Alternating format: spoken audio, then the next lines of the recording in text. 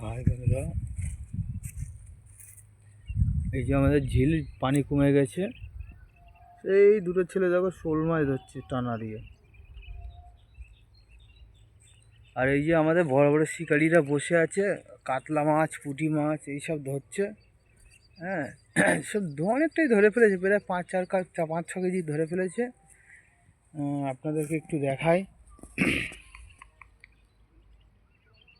এই হুইল ফেলে রেখেছে।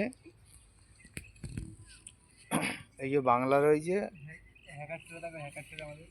আর এইটা ভালো করে মুখটা চিনে রাখো, চায়না থেকে এইছে।